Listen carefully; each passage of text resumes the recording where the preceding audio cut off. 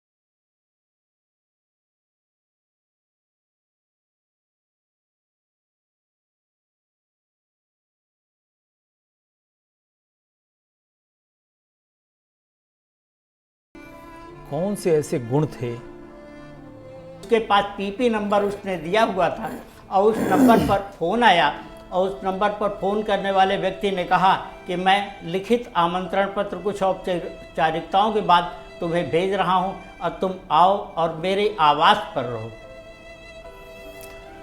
यही सब खूबियाँ थीं जो उनको बहुत बड़ा बनाती थीं। और एक युग का अवसान है। हमारे साथ अनिल रॉयल भी जुड़ चुके हैं जो कि वरिष्ठ पत्रकार हैं। अनिल जी, आपसे भी इसी तरह के अनुभव की अपेक्षा रखते हैं। हमारे दर्शकों को बताएं कि उनकी क्या क्या खूबियाँ थीं, क्या क्या अच्छाइयाँ थीं जिन्होंने मुलायम सिंह यादव को धरती पुत्र बनाया। रमन जी, मेरे पूर्व वक्ता ने आपको बताया ही है, सुबह से आपके कार्यक्रम में बहुत लोग बता रहे हैं। मेरे भी बहुत अनुभव रहे हैं कि मुलायम सिंह जी के विषय में। देश की राजनीति में सत्ता शीर्ष पर जाने के बाद इतना सहज विनम्र होना मुलायम सिंह जैसे कम लोगों के लिए ही था। आज निश्चित रूप से एक मानवता, एक भारतीय राजनीति का ऐसा अवसान है, ऐसे एक राजनीतिक पुरोहित का अवसान है जो निश्चित रूप से समाज के लिए अपूर्णीय क्षति है। सबसे पहले तो मैं उनको, उनके परिवार को अपनी ओर से विनम्र श्रद्धांजलि अर्पित करता हूं और प्रभु उनके परिवार को इस दुख को सहन करने की शक्ति दे।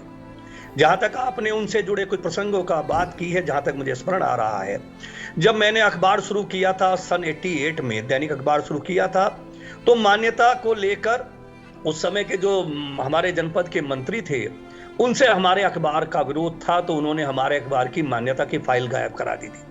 18 महीने अखबार की मान्यता नहीं होने दी थी। 5 दिसंबर 89 को मुलायम सिंह जी पहली बार मुख्यमंत्री बने।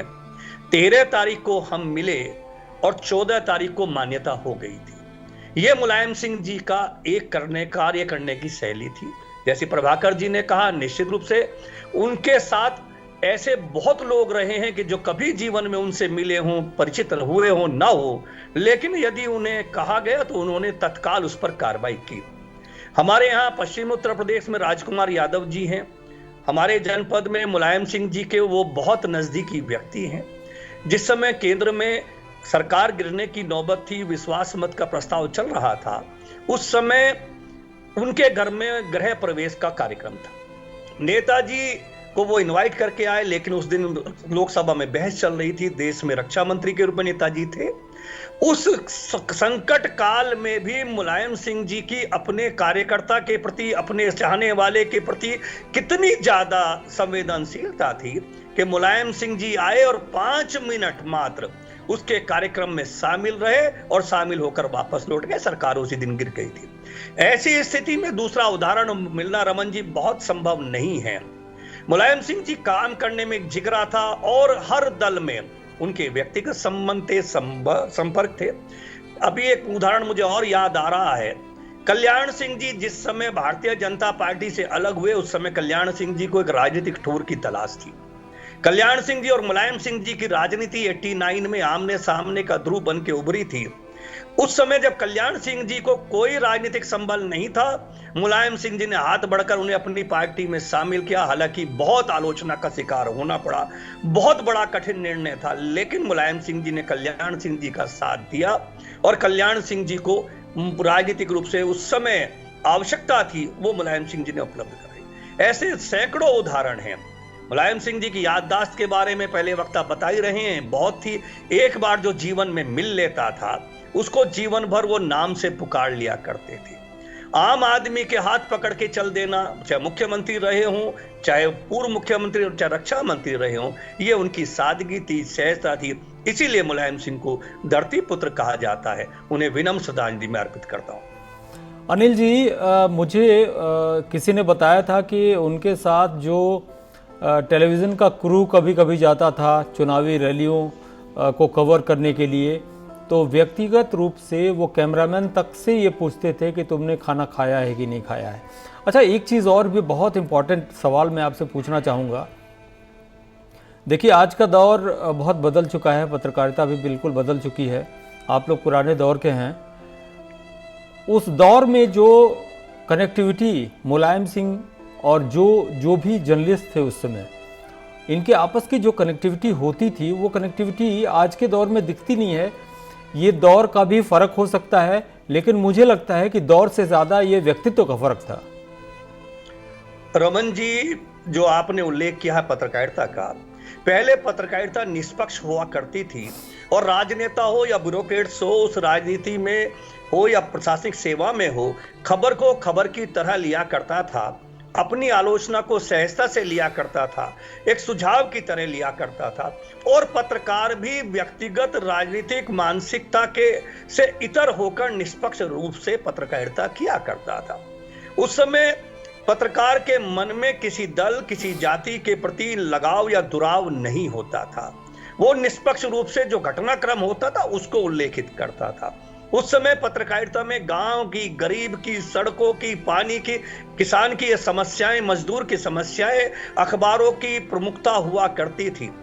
क्षमा चाहता हूं, आज पत्रकारिता में दिन भर हिंदू, मुस्लिम और इस तरह के ऐसे संस्करण जो टीआरपी बटोरते हैं, उन मुद्दों की बहुतायत है। और उस बहुतायत का सबसे बड़ा नुकसान रमन भाई ये हुआ है कि पत्रकार भी खुद भी एक दल, एक पार्टी के साथ अपने आप को संबद्धता प्राप्त कर ली है, लेकिन जिसके कारण अनिल जी मैं यही जानना चाहता था कि जो कनेक्टिविटी उस समय जो पत्रकार बिरादरी थी, उसकी कनेक्टिविटी जो मुलायम सिंह यादव के साथ थी, वो कनेक्टिविटी बहुत कम, बहुत बिरले दिखती है।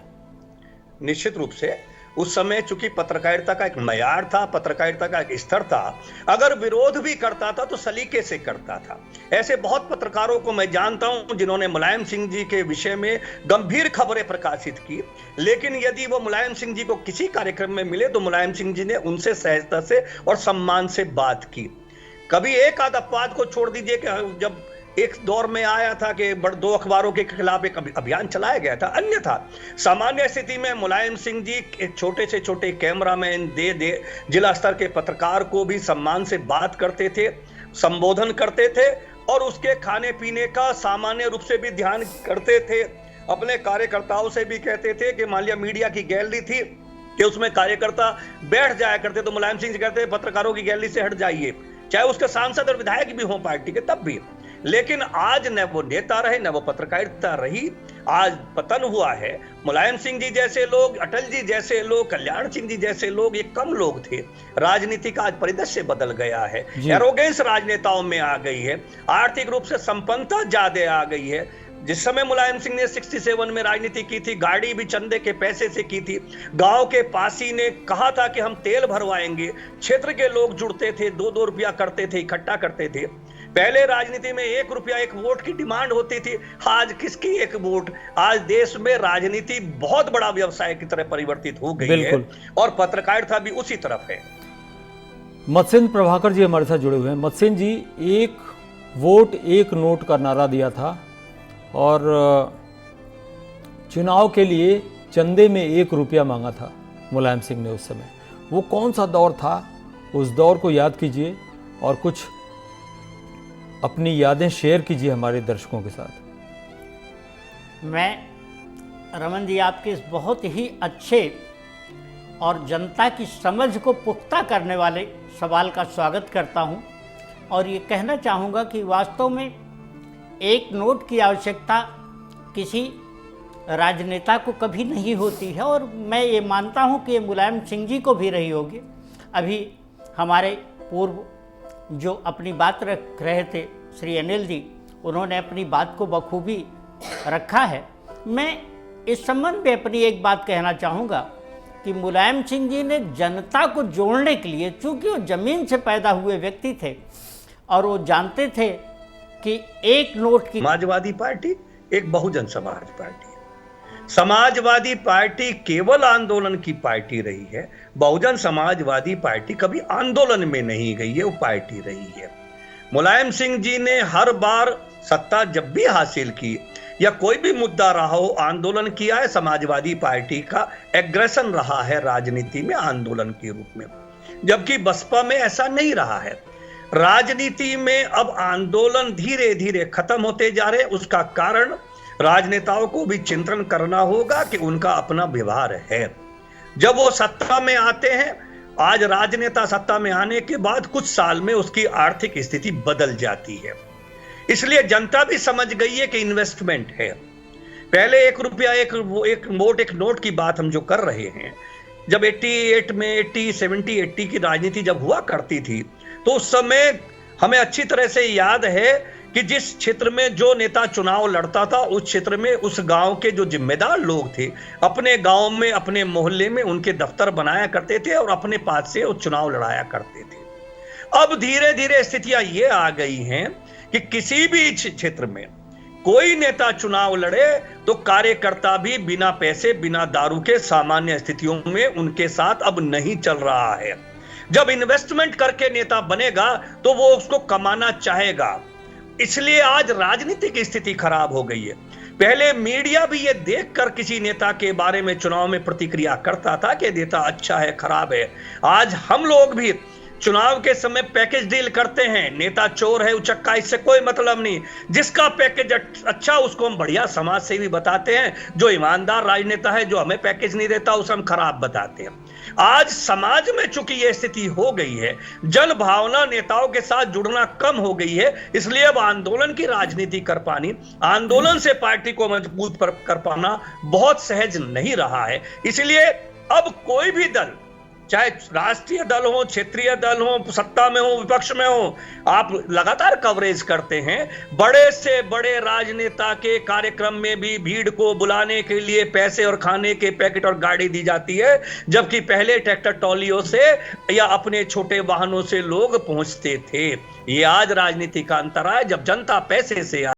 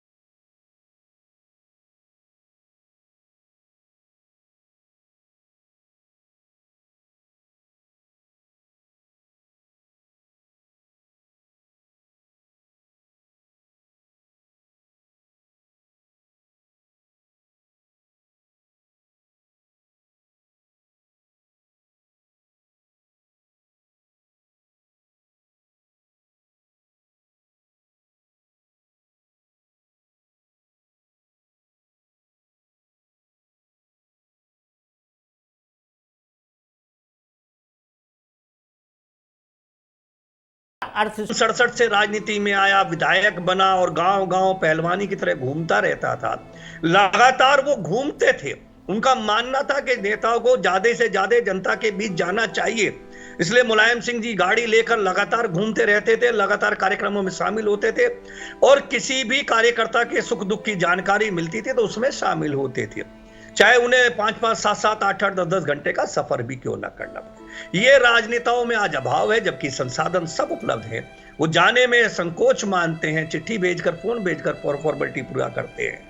अगर किसी नेता ने किसी कार्यकर्ता के यहां उस दिन पहुंच जाए तो आजीवन उसका स्तुति करता है। वो कारण एक ये था उस समय पिछड़ों की, दलितों की सोच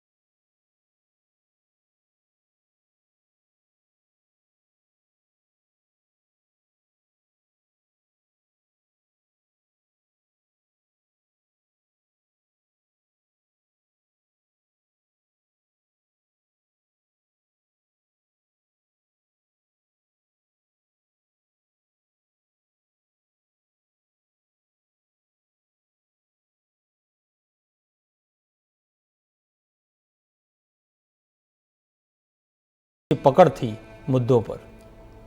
देखिए, मुलायम सिंह एक ऐसे सियासतदान का नाम है जिसने उत्तर प्रदेश की सियासत में जो मकाम हासिल किया, शायद अब ऐसा मौका बहुत कम आएगा।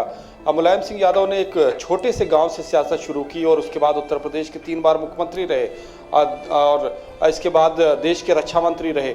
लेकिन जितने सख्त वो मंच से राजनेता नजर आते थे, जितने सख्त वो मंच से तमाम फैसले लेते थे सियासत की दुनिया में, आम जिंदगी में वो उतने ही सॉफ्ट थे, उतने ही मुलायम थे। कई बार ऐसा इत्तेफाक रहा जब ऑफ द रिकॉर्ड उनसे बात करने का मौका मिला तो कई बार बातचीत के दौरान ही वो पूछ लिया करते थे कि इसमें क्या होना चाहिए, इसमें क्या किया जाए।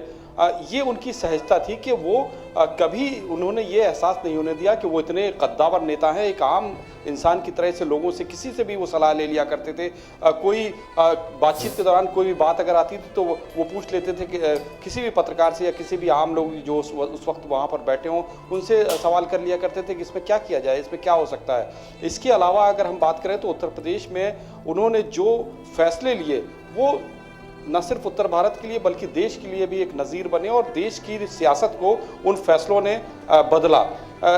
चाहे वो गठबंधन की राजनीति की बात करें तो उत्तर प्रदेश में गठबंधन की जो राजनीति की शुरुआत हुई वो कमोबेश मुलायम सिंह यादव की ही दौर से शुरू हुई और मुलायम सिंह यादव ऐसे पहले राजनेता थे जिन्होंने उत्तर प्रदेश में गठबंधन की राजनीति से सरकार बनाई और गठबंधन की राजनीति से जो उत्तर प्रदेश की सियासत का सिनेरियो चेंज किया। तमाम ऐसे फैसले रहे, तमाम ऐसी चीज़ें रही और अगर हम उनकी कई बार हमारा ऐसा साफा पड़ा उनसे बातचीत करने का या प्रेस कॉन्फ्रेंस के दौरान उनसे सवाल करने का, तो एक और जिक्र करना चाहूँगा कि उनको अपनी चीज़ें मैनेज करना बहुत अच्छे से आता था कि किस तरह से किससे बात करना है, किस तरह से किससे सवाल करना है, किसके ऊपर कितना गुस्सा करना है और किससे कितनी मोहब्बत करना है। एक बार का वाकया मुझे याद है कि एक कुछ टेढ़ा सा सवाल हमने मुलायम सिंह यादव से कर लिया एक प्रेस कॉन्फ्रेंस के दौरान, तो वो थोड़ा सा गुस्सा उनके चेहरे पर नजर आया और उन्होंने कहा कि तुम बच्चे हो, बच्चे की तरह सवाल किया करो, अभी कोई बात कहेंगे तो बुरा मानोगे।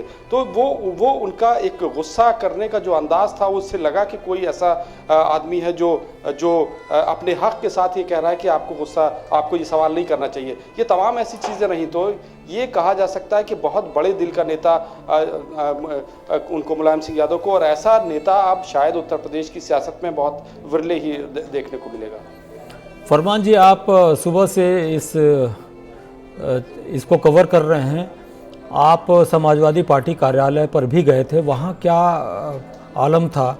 वहाँ निश्चित रूप से शोक की लहर तमाम कार्यकर्ताओं में जो सैफई तक नहीं पहुँच पाए या जो दिल्ली या गुरुग्राम तक नहीं पहुँच पाए, वो यहाँ पर प्रतीकात्मक रूप से ही शोक संवेदना व्यक्त करने चले आए होंगे, तो क्या माहौल था? देखिए, लखनऊ में पिछले 24 घंटे से जो बारिश हो रही थी उसके बावजूद जैसे ही मुलायम सिंह यादव की निधन की सूचना समाजवादी पार्टी के कार्यकर्ताओं को मिली, वहाँ पर वो पहुँचना शुरू हुए और इतनी देर में हमने ये देखा कि किसी भी कार्यकर्ता से अगर हमने बात करने की कोशिश की तो कोई ऐसा एक कार्यकर्ता नज़र नहीं आया जिसका गला रुंध ना आया हो मुलायम सिंह के बारे में बात करते हुए। तो ये उनकी लोकप्रियता और लोगों के कितना लोग उनसे दिल से जुड़े हुए थे इस बात का ये सबूत देने के लिए काफ़ी था। समाजवादी पार्टी में काफ़ी हलचल रही। वहाँ पर जो उनके चूँकि विक्रमादित्य मार्ग पर जो समाजवादी पार्टी का कार्यालय है उसके ठीक सामने ही मुलायम सिंह का आवास भी है जहाँ पर उन्होंने लंबा वक्त गुजारा। वहाँ पर भी कार्यकर्ता मौजूद थे और हर कार्यकर्ता कहीं ना कहीं गमजदा नजर आ रहा था और ये सीधे तौर पर उसको ये एहसास हो रहा था कि अब उनका जो रहनुमा है वो इस दुनिया से जा चुका है। आखिरी सवाल अनिल रॉयल जी, आपसे एक छोटा सा जवाब चाहेंगे। आज प्रधानमंत्री मोदी ने गुजरात में अपनी रैली में भाषण के दौरान जिक्र किया और मोदी ने स्पष्ट रूप से कहा कि उन्होंने मुझे आशीर्वाद दिया और ये चीज़ें उनके पास उनकी अमानत के तौर पर साथ रहेंगी। रमन जी, आपने बिल्कुल सही कहा। प्रधानमंत्री जी ने आज गुजरात की रैली में उनका जिक्र करके उनको अपनी विनम्र श्रद्धांजलि अर्पित की। आपको याद होगा 2019 के चुनाव से पहले मुलायम सिंह जी लोकसभा में सोनिया जी के बराबर में बैठे थे। उस समय वो भारतीय जनता पार्टी के विपक्ष के बड़े चेहरे थे। उसके बावजूद भी उन्होंने सार्वजनिक रूप से सदन में कहा कि हम चाहते हैं कि आप फिर दोबारा से प्रधानमंत्री बने। ये मुलायम सिंह जी की बेबाकी थी कि सोनिया जी भी देखती रहेगी, मुस्कुराना पड़ा और पूरा सदन आश्चर्यचकित हो गया। भाजपा के लोगों ने ताली बजाई थी। इसको लेकर एक बड़ा दांव था, एक बड़ी चिंता का विषय था कि एक मैसेज जा रहा था और प्रचार किया विपक्ष के लोगों ने, जो अन्य दल थे, कि मुलायम सिंह जी मोदी जी के साथ है, मुस्लिमों को इस बात से प्रभावित करने की कोशिश की, लेकिन उसके बावजूद भी मुस्लिमों का अपने नेता के प्रति आकर्षण बना रहा और भारतीय जनता पार्टी के सामने समाजवादी पार्टी मुख्य विपक्षी दल बना रहा। मुलायम सिंह जी के संबंध भारतीय जनता पार्टी में चाहे अटल जी हो चाहे राजनाथ जी हो, एक बहुत छोटा सा अंदर का किस्सा है कि राजनाथ जी लखनऊ से चुनाव लड़ने आए थे तो मुलायम सिंह जी से मदद मांगी थी, मुलायम सिंह जी ने उनकी मदद की थी। और मुलायम सिंह जी के अटल जी चाहे प्रधानमंत्री जी हो चाहे राजनाथ जी हो, सबसे ऐसे संबंध थे कि एक दूसरे का सम्मान करते थे। बिल्कुल। आप तो ये राजनेता में एक अच्छे स्तर के राजनेता का था। योगी जी उनसे मिलने बार बार जाते थे, उनके दुख में जाते थे। आज भी मुख्यमंत्री आए हैं, जबकि प्रत्यक्ष रूप में मोदी जी, योगी जी और मुलायम सिंह जी की राजनीति दो ध्रुव पर है, लेकिन उसके बावजूद भी उन्होंने राजनीति का वो उच्च आदर्श स्थापित किया कि व्यक्तिगत व्यवहार में एक दूसरे का सम्मान करते रहे हैं। बिल्कुल, आप सब हमारे साथ बने रहें और ये यात्रा और ये किस्से, ये संस्मरण, उनसे जुड़ी यादें और ये तमाम चीज़ें जारी रहेंगी। लेकिन फ़िलहाल वक्त है एक छोटे से ब्रेक का।